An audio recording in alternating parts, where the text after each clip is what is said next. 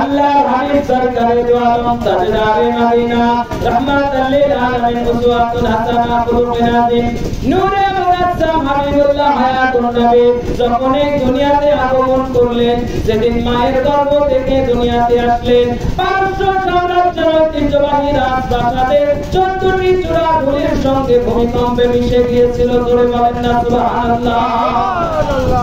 শুধু তাই নয়, হাজার বছর ধরে প্রচলিত কাফের মুশরিক অগ্নি পূজকদের সেই অগ্নিকাণ্ড যা কখনো নির্বাপিত হয় না, হাজার বছর ধরে অগ্নিকুণ্ড জ্বলতেছিল। ওই অগ্নিকুণ্ড আমার নবীজির যেদিন মিলাদ হয়েছে, জন্ম হয়েছে, এই দুনিয়ায় শুভ আগমন করেছিল, হাজার বছর ধরে প্রচলিত অগ্নিকুণ্ড সঙ্গে সঙ্গে নিভে গিয়েছিল। শুধু তাই নয়, আমার নবীজি আমার নবীজি যে নবীজির শাহাদাত আঙ্গুলের ইশারায় আকাশের চন্দ্র দ্বিখণ্ডিত হয়ে গিয়েছিল। শুধু তাই নয়, আমার নবীজির শরীর থেকে যা কিছু বের হয় সব কিছুই মোবারক, রক্ত মোবারক, প্রস্রাব মোবারক, ঘাম মোবারক। জোরে বলেন না মারহাবা। নবীজির দেহ থেকে যা কিছু নির্গত হয় সব পাক পবিত্র মোবারক। জোরে বলেন না সুবহানাল্লাহ। আমি আপনি এমন মানুষ আছে বাবা আমার আপনার মতো, তারা বলে যে নবী নাকি বড় ভাইয়ের মতো, নবী নাকি আমাদের মতো। বলেন নাউযুবিল্লাহ। আমার নবীজি কথা বলেছে, আল্লাহর কোরআন হয়েছে, কথা বলেন ঠিক কি না? আমার নবীজি কথা বলেছে, সহিহ বুখারী শরীফ হয়েছে, সহিহ মুসলিম শরীফ হয়েছে, আবু দাউদ, তিরমিজি, নাসাই, ইবনে মাজাহ হয়েছে। জোরে বলেন সুবহানাল্লাহ।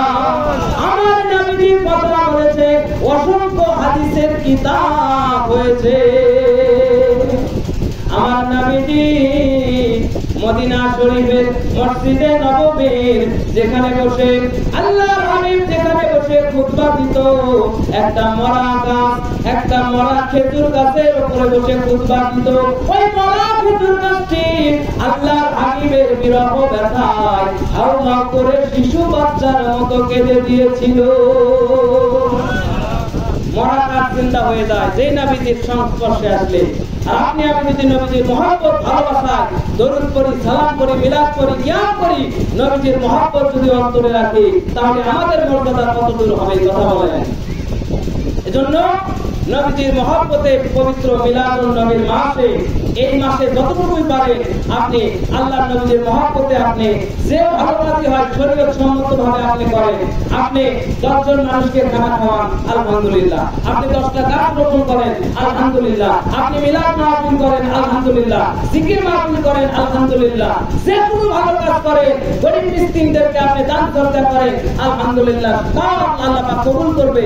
আল্লাহর হাবিবের মহব্বতে যে কাজে আপনি করবেন শরীয়ত সম্মতভাবে, আল্লাহ পাক নেক জাযা খায়ের দান করবে। এই মাসে বেশি বেশি আল্লাহর কাছে দোয়া করবে আমরা যেন সকলে নবীজি মহব্বত ভালোবাসা অন্তরে নিয়ে মদিনা শরীফে গিয়ে জিয়ারত করে ঈমানের সাথে আল্লাহর নবীজির খাঁটি উম্মত হয়ে কবরে যাইতে পারি। জোরে বলেন আল্লাহুম্মা আমিন। নবীজির মহব্বত ভালোবাসা সকলের অন্তরে আছে? তাহলে জোরে একটু বলেন নারে রিসালাত, ইয়া রাসূলুল্লাহ, নারে রিসালাত, ইয়া রাসূলুল্লাহ, নারে তাকবীর, নারে তাকবীর। আল্লাহ সুবহানাহু ওয়া তাআলা আমাদের সকলকে যেন মদিনা শরীফের মেহমান হিসেবে কবুল করে, মক্কা শরীফে বারবার নিয়ে যায়। জোরে বলেন আল্লাহুম্মা আমিন। আল্লাহর হাবিবের মহব্বত অন্তরে রাখবে, আপনার কবরের শান্তি, হাসরের শান্তি, পুলসিরাত সবখানেই শান্তি।